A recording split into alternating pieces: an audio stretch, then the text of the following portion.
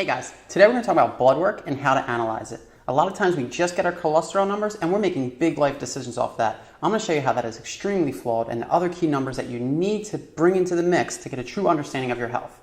I'm also going to talk about one test that you can get locally that is only a few bucks but could save your life. Stay tuned.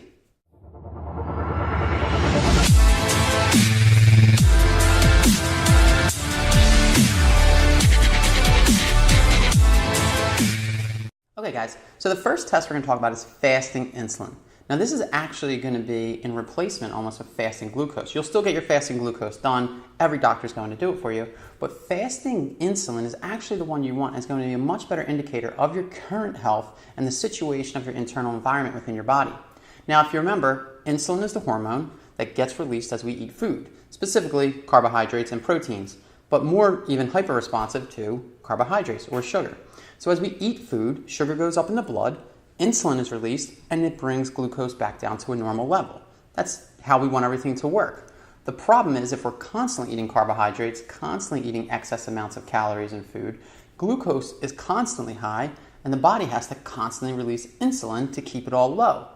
Now the body will find homeostasis. It'll get everything into balance so everything seems normal within the blood. So that's why if you test fasting glucose, normally everything looks pretty good. But the problem is, insulin may be out of control. Your diet may be relying on the pancreas to release so much insulin constantly that you can't see the true state just by testing fasting glucose. So it may be bad for decades before fasting glucose actually starts to rise. And by then, normally everything's pretty bad. You're probably overweight, you're probably insulin resistant, and you're probably having a lot of inflammation and other health factors that are kind of contributing now because the glucose, or the insulin specifically, has been high for years. So the next test we're going to talk about for your blood work and cardiovascular health actually isn't blood work at all. It's just good old measurement, waist to height ratio. Literally take a tape measure, take about a measurement about an inch above your belly button, wrap it around, exhale, breathe out, be normal, don't be tightening up, don't be pushing out, and get a measurement of your waist. And then compare that to your height in inches. So let's say if you were 70 inches tall and your waist was 35 inches, that would be 50%. Now that is the key number that you want to stay under. Ideally, you'd want to be around more like 45% of your height because all of the studies indicate that as you go over 50%, the risks of all mortality, disease, diabetes, cardiovascular disease, a lot of things we're talking about here, increase significantly. Another thing is a lot of doctors would recognize and say that actually your waist circumference or your waist to height ratio is actually almost like tells you 80% of the story as far as how insulin resistant you are, your response to sugar, how glucose tolerant you are. So it's just a quick, easy way to test all of these things without even having to get blood work. The other reason I like to include this is I believe it's just a good reality check. A lot of people will tell me sometimes that, Mark, I'm eating really clean. I'm not eating a lot of processed carbohydrates. I'm not over drinking alcohol too much. You know, they'll give me a number of excuses saying that, hey, I'm pretty healthy. I don't know what's going on. It must be genetic. Well, that's bullshit. Genetic weight is from the waist down. That's how we're built. You might have thick butt, thick thighs. That's just kind of like, that's really how you're built. But weight around the waist is diabetic, unhealthy weight.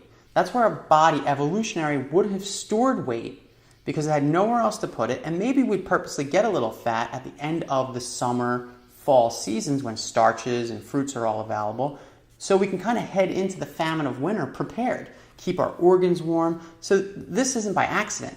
We put weight around the midsection, and everyone will acknowledge that midsection weight is bad, unhealthy weight. So if you have that, and you're trying to act like you're doing everything right, this quick waist to height ratio really will call you out. And it's not that I want to be mean, but I want you to recognize exactly where you are and exactly what you're doing so we can do something about it. If you're insulin resistant because of a condition, maybe you're glucose intolerant. We need to reduce the carbs. If you're just consuming excess calories or too much alcohol, then the waist to height ratio is going to tell you exactly where you stand. And there's no bullshit in getting around this one. So simply take that measurement, inch above the belly button, and see where you stand. And it'll tell you pretty quickly how healthy or unhealthy you are. Now the next test we're going to talk about is normally reserved for diabetics. But as people are starting to realize the importance of blood glucose and how damaging it can be on the body, doctors are starting to include it more in standard blood work. But if your doctor is not, you definitely want to ask them to include the A1C number. Now, the reason that is so important is that it's pretty much measuring your glycation in your blood. Now, if you've ever been around me, you've heard me talk about how damaging glucose is to the blood. You've heard me talk about how processed carbs are pretty much causing most of our health-related diseases that we have in this country. So what is glycation?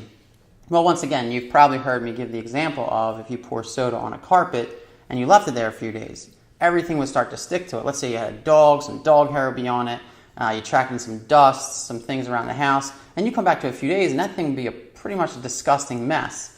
Well, sugar is doing the same thing in your blood. It's very sticky, it's gunking things up, so the body does want to clear it out.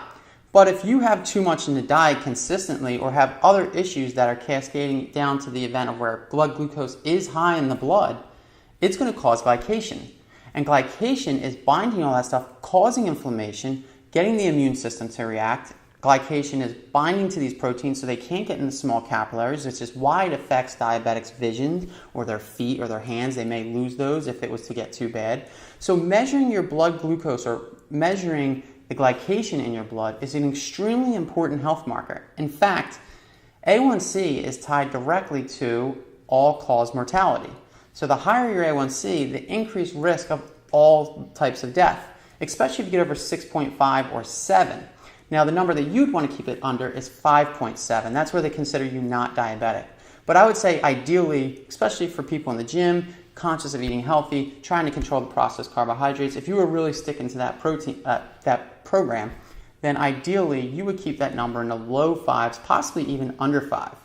So this is why definitely make sure that you ask for the A1C, because by the time that gets high, a lot of damage is already being done within the body, and it means you need to act fast. So all of the numbers that I've asked you to test so far, even the waist to height ratio, they're all kind of signs that there is inflammation within the body.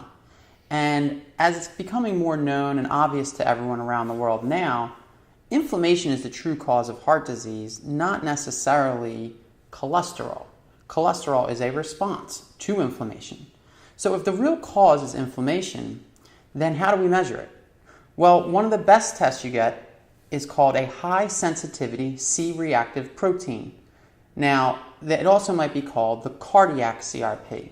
And what you do is you want to get that number. An ideal score that you want to have is under 1. Now, everything we're doing in our life as far as a nutritional and lifestyle standpoint should be with the aim to reduce inflammation. Inflammation is nothing but swelling throughout the body. Now, if you get a bruise and it's acute, it's a short-term thing, the body responds with inflammation or its immune system to heal the wound, and that is a great thing. We need inflammation, we need our immunity. But when it is constant and almost like low-grade inflammation that never stops, that starts to eventually break the body down. And that's what causes all of the things in our health to kind of fall apart eventually. So the reason I wanted you to get these other key sugar inflammatory measures is because they're a sign of if your inflammation is high. And then the way we test if our inflammation, the end result, is through our hsCRP. Now, there are some other tests that if this was high and if some other markers were high that you can follow up with, but a simple first step one is to definitely ask for the hsCRP. A lot of doctors will not include it. A lot of doctors actually don't even know about it. So you definitely want to ask for this test because it is very closely tied to the inflammation related to cardiovascular disease. So finally, now we're to the test that everyone always talks about, which is cholesterol.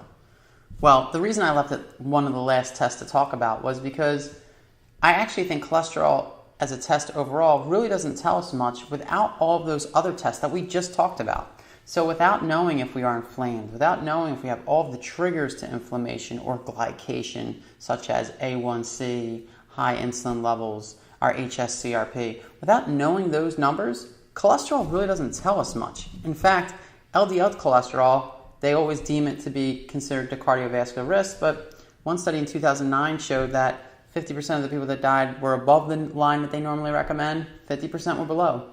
And in some studies, they show that if you have too low of cholesterol, even under 180, you start to increase your risk of certain cancers and stroke. So what does cholesterol tell us really? Well, it can tell us a lot if you get the right test.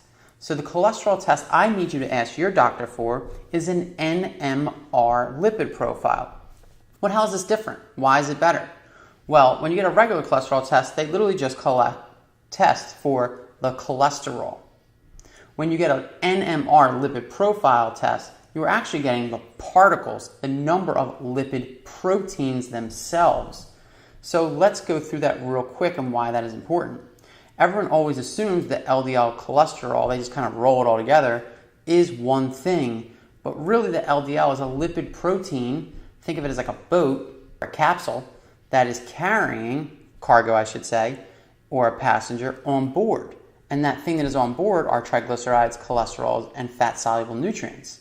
So that lipid protein is actually housing these fat-soluble nutrients that really couldn't get through the blood, which is water-based, if they weren't in this lipid protein ship. And that ship goes through the blood and drops it all off and kind of gets our cells to where they need to be, whether it's delivering them energy or the antioxidant of cholesterol or these fat-soluble nutrients. But then it should quickly go back to the liver and be resynthesized for bile and all these other things and hormones that we need within the body. So the NMR actually shows us the split out of those two different pieces of information. The particles themselves of the lipid proteins, which carry cholesterol, and the amount of cholesterol itself. So those are two totally different things. Now the other thing that's really cool about the NMR is that not only is it going to show us particles, but it's also going to show us particle size. So it's going to actually tell us how many small, dense lipid proteins we have. And small, dense lipid proteins are actually the particles that are actually associated with cardiovascular disease, because they're the ones that are staying in the blood too long and getting oxidized and damaged and causing inflammation.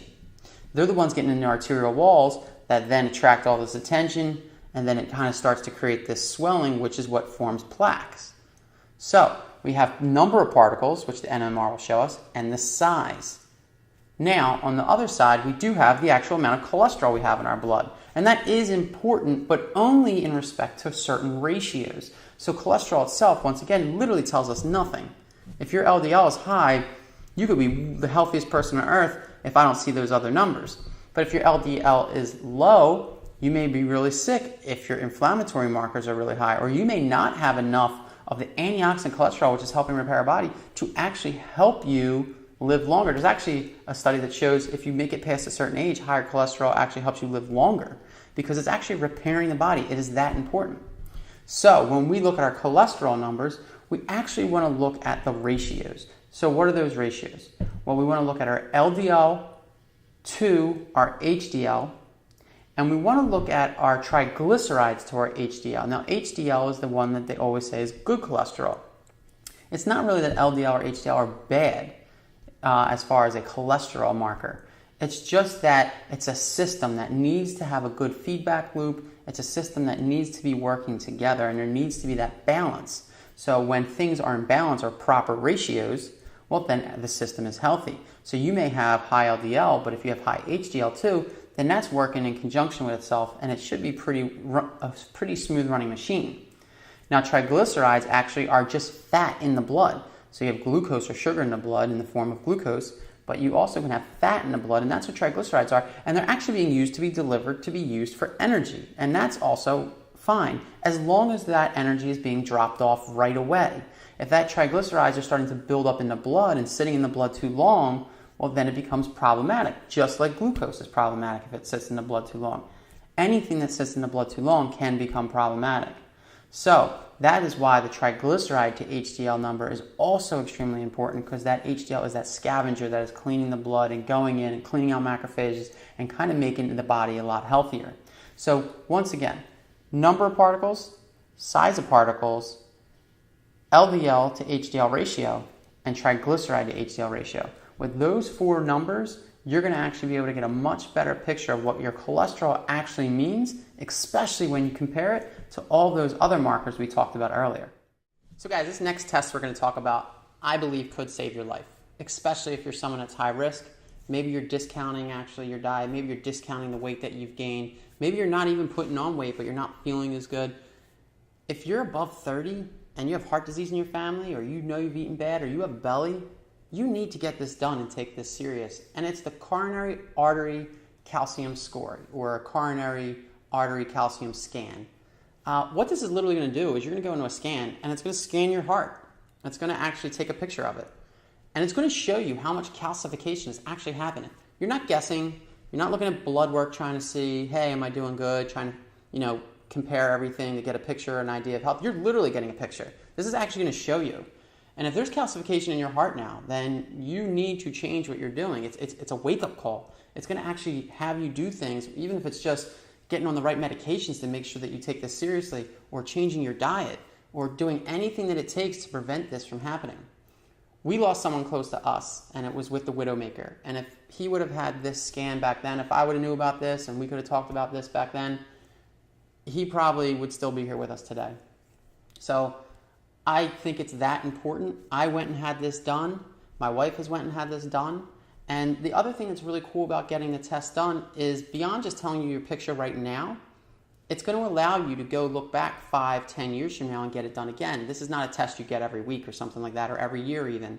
But 5-10 years from now, you get it again, you can actually show the progression of the disease state. Now, hopefully, there's no disease state. Hopefully, your just score is a 0, which is what you want, the best score you can get. But if it's elevated, then maybe the diet you've been working on the last 5-10 years isn't working, or maybe the accumulation of your diet over your lifetime is starting to catch up with you. But it's an eye-opener. It truly tells you exactly where you stand. I went to a local hospital to get this done. You will probably need to get your doctor to write you a script, but if you have any risk of cardiovascular disease, they're going to write you the script for it. It cost me $60. I went to Holy Redeemer near us over here. I know throughout the country the prices are a little different. It might be $100, it might be $300, it might be $60. But for that much money, and for about an hour of your day, why would you not do this? This would literally save your life possibly. We try to guess with blood work, like I said, and we try to fit ourselves into norms. But the problem with fitting ourselves into normal ranges is that, first of all, they don't understand this stuff well enough yet. They're still learning a ton. And the other thing is, none of us are normal. We're all biochemically different. So I may have high cholesterol or low cholesterol and be extremely healthy, or vice versa. Or I may have low insulin. There's no true perfect number. We're trying to get an overall picture of where we stand. But like I said before, this is that picture. And it could tell you quite a bit. So please, go get the CAC score done and know exactly what's going on with your body. Thanks for watching this video today, guys. I hope you enjoyed it, and I hope you found it insightful, and I hope it encourages you to go out and get the blood work, and especially the CAC scan if you are high risk. I really do believe the prevention and blood work like this and scans like that could save your life. Some of these topics we talked about are very complex, so I just tried to hit it at a high level so you had enough understanding to analyze your blood work, but in the future I will go into more detail on some of these topics. I really appreciate you joining me today, and I'll see you on the next video.